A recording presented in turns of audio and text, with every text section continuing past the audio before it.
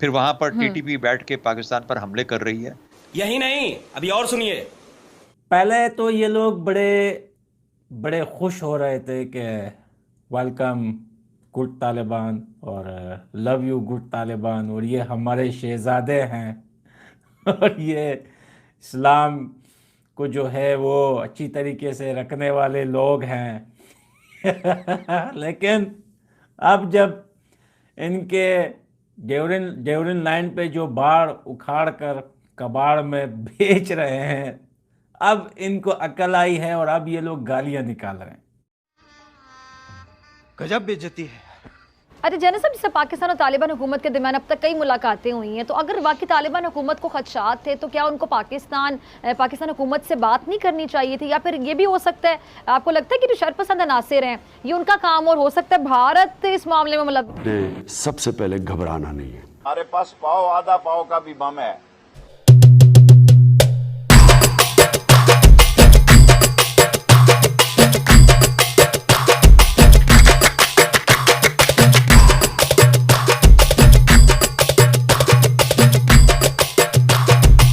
अफगान सरहद पर बाड़ लगाने के हवाले से भी उन्होंने बात की है। DGISPR का कहना था कि जी बाड़ लगाने का जो काम है वो तकरीबन 94% तक मुकम्मल हो गया है और ये अमन की बाड़ है जिसे लगाने के अमल में हमारे जवानों का खून भी शामिल है और उसको हर सूरत मुकम्मल भी किया जाएगा। पाकिस्तान का मौक़िफ़ बड़ा वाज़ेह है, तो आपको क्या लगता है कि तालिबान हुकूमत को जल्दी इस बाढ़ की अहमियत का अंदाज़ा हो जाएगा, ये मामला हल हो जाएगा? नहीं होगा होगा ना ही उनको उनकी अहमियत का अंदाज़ा है, बल्कि वो तो कहते हैं इसको मानते ही नहीं है। वो इस वक्त तो खाड़ रहे हैं उसको मुख्तलिफ जगहों से। बिल्कुल हाँ। और उसकी वजह यह है कि वो कहते हैं कि हम ड्यूरेंट लाइन को तस्लीम करते हैं, जो कि ड्यूरेंट लाइन अब एग्जिस्ट नहीं करती, और वो कहते हैं हम पाकिस्तान अफगान बॉर्डर को तस्लीम नहीं करते। तो जाहिर है कि ये एक ऐसी पोजीशन है जो कि पाकिस्तान के रियासती पोजीशन और पाकिस्तान के कौमी पोजीशन के बरखिलाफ है। फिर वहाँ पर टीटीपी बैठ के पाकिस्तान पर हमले कर रही है, उसको भी खामोश कराना और उसको उनकी ज़मीन इस्तेमाल ना होने देना भी उनकी ज़िम्मेदारी में आता है। ये दोनों चीज़ें जो हैं मेरे ख़्याल में इस साल में और आने वाले हफ्तों महीनों में, अल्लाह ना करे ऐसा हो, क्योंकि पाकिस्तान की पूरी कोशिश है कि अफ़गान रियासत और अफ़गान कौम और अफ़गान अवाम के लिए, अफ़गान हुकूमत के लिए आसानियाँ क्रिएट की जाएँ और उनका कोई सस्टेनेबल हल निकाला जाए उनके लिए, उनकी मईशत के लिए, उनके माशी इस्तेहकाम वगैरह के लिए। लेकिन अगर वो इस किस्म की चीज़ों को भी साथ साथ लेके चलेंगे जिसके अंदर के जो इंटरनेशनली एक्सेप्टेड बॉर्डर है उसको एक्सेप्ट नहीं करेंगे, तो फिर तो ये एक तरह से बदकिस्मती से एक इसको आप मुखासमाना और एक दुश्मनाना रवैया कह सकते हैं। तो मुझे नहीं लगता कि ना वो समझे हैं ना वो समझेंगे, और मुश्किलात अफ़गानिस्तान की तरफ से मेरे हाल में पाकिस्तान की सरहद पे हमेशा रहेंगी। ठीक है जी। अच्छा चौधरी साहब, कलअदम तहरीक तालिबान पाकिस्तान के खिलाफ ऑपरेशन हो रहा है और DGISPR ने बताया कि जो मौजूदा अफगान हुकूमत की दरख्वास्त पर कलअदम TTP से मुज़ाकरात का आगाज़ किया गया, लेकिन कुछ चीज़ें नाकाबिले कबूल थीं। आपको याद होगा इस इशू पर भी कुछ लोगों ने गलत फहमियाँ फैलाई कि पाकिस्तान ने उनके कैदी छोड़ दिए और रियासत ने माफ़ कर दिया। इस पर आपका कॉमेंट चाहूँगी। जी बिल्कुल, ये TTP की देखिए नीयत के साथ, अच्छी नीयत के साथ तो काम शुरू किया गवर्नमेंट ऑफ पाकिस्तान ने, और फिर अफगान तालिबान का ये कहना था कि वो इसकी एक तरह से जिम्मेदारी लेते हैं कि तहरीक तालिबान जो है वो हथियार फेंक देगी, हथियार नहीं उठाएगी रियासत के खिलाफ और फिर जम हो जाएगी पाकिस्तान। लेकिन तहरीक तालिबान पाकिस्तान का भी ऐसा मूड नहीं लगता। अफगान तालिबान ने भी अब हैंड्स अप कर दिए हैं कि हम फैसिलिटेटर हैं, हम कोई जामिन नहीं है। तो फिर जब ऐसी सूरत होती है तो फिर जो रियासत के खिलाफ, पाकिस्तानी रियासत के खिलाफ जो भी कोई हथियार उठाएगा उसका जवाब तो फिर देना पड़ता है और काला कमा करना पड़ता है उसका। क्या समझते हैं पाकिस्तान के अंदर TTP बड़ा थ्रेट है या दाइश बड़ा थ्रेट है? मैं कह रहा दोनों की। फैसला हुआ था कि 31 अगस्त से पहले तालिबान काबुल में दाखिल नहीं होंगे। मैंने 1.5 महीना पहले प्रेडिक्ट किया था कि ये 31 से पहले चले जाएंगे। आपने भी पढ़ा होगा। वो 31 से पहले गए। मेरे पास कोई जादू की छड़ी नहीं थी, नॉलेज नहीं था, मेरे पास कोई अंदर की इन्फॉर्मेशन फ्लो कर रही थी, और वो ये थी कि सारे जो खोस के तालिबान थे वो पहले जाना चाहते थे काबुल में, तो उनको TTP पाकिस्तान थी जिसने हेल्प की। 25,000 उनके लोग वहाँ पे हैं और इस वक्त TTP के जी बिल्कुल 25,000 लोग, बिल्कुल मैं आपको ऑथेंटिक फिगर दे रहा हूँ। और उसमें दाइश की क्योंकि आपने बात की है, तो दाइश जो पाकिस्तान में मुनज़्ज़म की गई, किसने की? वो एक लंबी चौड़ी है दास्तान, Khalid Khurasani, you know him very well, और ये सारे इकट्ठे हो गए वहाँ पे। और जो लोग रिक्रूट हुए थे दैश के लिए पाकिस्तान से, जिसके लिए हमेशा चीखता रहा, रोता रहा कि भाई ये हो रहे हैं, नहीं मानते थे लोग, याद है। इवन एक दो इंटीरियर मिनिस्टर ने भी मेरे बात कहा कि नहीं ये कोई यहाँ पे तो उमर खालिद खुरासानी तो अब भी टीटीपी में है, दाइश के साथ नहीं है। सर, उसने सबसे पहले जो खलीफा अपने आप को जाहिर किया था वो दाइश के साथ था। और एक ज़ई एजेंसी के हाफिज सईद ने दाइश की बुनियाद रखी। नहीं सर, रखी तो उसी नहीं थी, लेकिन सबसे पहले अगर आप रिकॉर्ड पे जाएं तो ये पहले खालिद खरासानी था जिसने पहला खलीफा होने की बात की, और 2 बंदे थे डस्के से। अब अफ़गान तालिबान से तो हमारी हुकूमत के बड़े अच्छे ताल्लुकात है, और शायद पाकिस्तान ही वाहिद उनका वकील है इस वक्त दुनिया में। तो टीटीपी वाले ठीक है, 30,000 है जितने भी है आप बता रहे हैं, वो अगर उनके पास हैं तो वो हमारे लिए थ्रेट बन सकते हैं, और उनको हैंडल करने का ये मुज़ाकरात वाला तरीका ठीक है। मैं एक चीज़ बताऊँ, बसीयत एक राइटर के या एक छोटा मोटा इंटेलेक्चुअल होने की वजह से किसी चीज़ का हल बुलेट नहीं होती, बॉम्ब्स नहीं होते हैं, नेगोशिएशन होती है।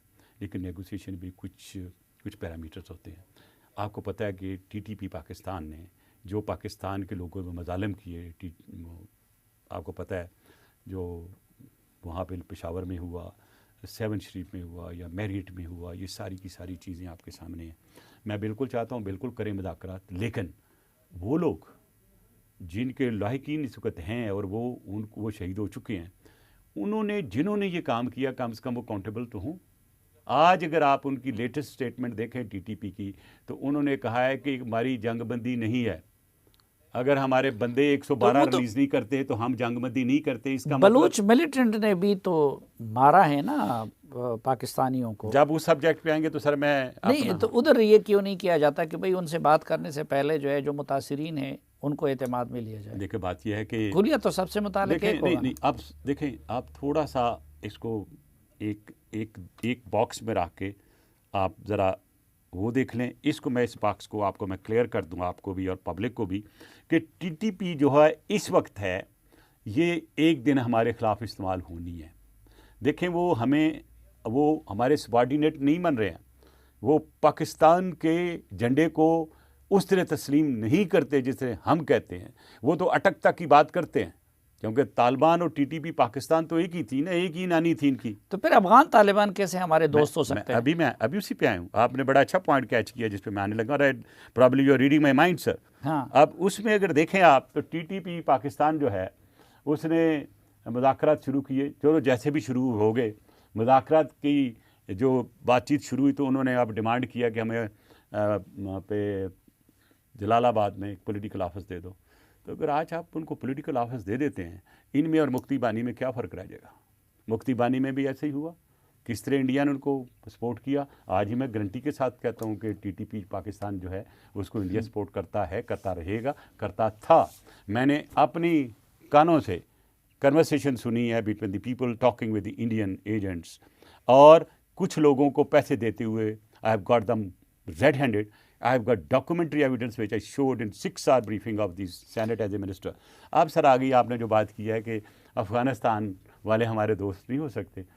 मुझे डाउट होता है फ्रैंकली, इसलिए कि हमने तो बहुत सेक्रीफाइस किया अफ़गानिस्तान के लिए।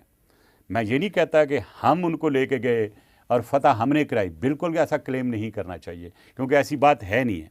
ये तो अमेरिका का फैसला था निकलना वहाँ से। नहीं, आप लोग फरमा रहे हैं ना कि टीटीपी के लोग 20-30 हज़ार उनके साथ है, काबुल उन्होंने उनके साथ पता किया। बिल्कुल। और आप कह रहे हैं कि दोनों के करीबी रवाबित हैं जी।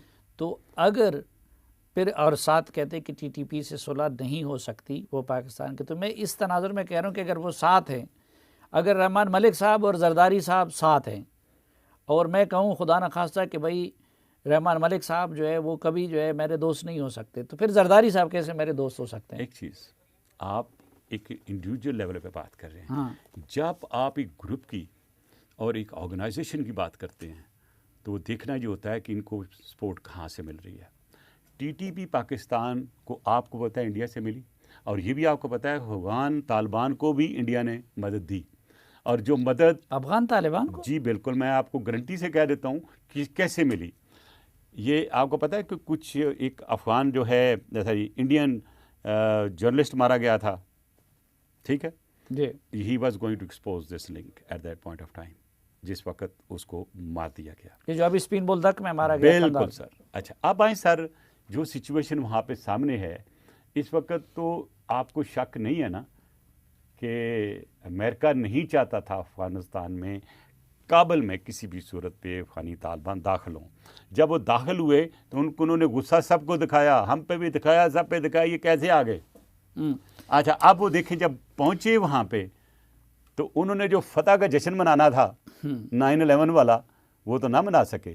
अब वो आज तक अपनी क्लैरिटी के साथ नहीं आए, लेकिन मैं ये फील कर रहा हूँ कि there is some kind of understanding between US and Afghan Taliban. अच्छा जैन साहब, जैसे पाकिस्तान और तालिबान हुकूमत के दरमियान अब तक कई मुलाकातें हुई हैं, तो अगर वाकई तालिबान हुकूमत को खदशात थे तो क्या उनको पाकिस्तान हुकूमत से बात नहीं करनी चाहिए थी? या फिर ये भी हो सकता है, आपको लगता है कि जो शरपसंद अनासिर हैं ये उनका काम, और हो सकता है भारत इस मामले में मुलव्विस हो? जी देखिए, आपने अच्छा इंडिकेट कर दिया। सबसे ज़्यादा कौन चाहेगा कि, पहली बात तो ये, मैं तालिबान हुकूमत का हामी नहीं हूँ, मैं कहता हूँ अफगान हुकूमत। इस वक्त की जो इंटरनल सेटअप है, हम उनको अफगानिस्तान की हुकूमत ही कहेंगे। सबसे ज़्यादा जो चाहेंगे कि ये खलफशार पैदा हो between Pakistan and Afghanistan, number 1 is United States of America, वो Bharat, followed by Bharat India. चाहेगा। जी, ये चाहेगा। और अगर हम उन्हीं की जुबान हम भी बोलना शुरू कर दें कि ऐसी की तैसी, जी तुम्हारी हिम्मत कैसे पड़ी, तुमने ये क्यों किया, तो उसमें शरपसंद भी हो सकते हैं, उसमें कोई लोकलाइज्ड इफेक्ट भी हो सकता है, उसमें प्रॉपर अफगान तालिबान के फैक्शन भी हो सकते हैं जो सब के सब हमारे हामी नहीं है, और ना ही सब के ऐसे दोस्तान है, वो एक होमोजीनियस बॉडी नहीं है, वो वी ऑल नो दैट।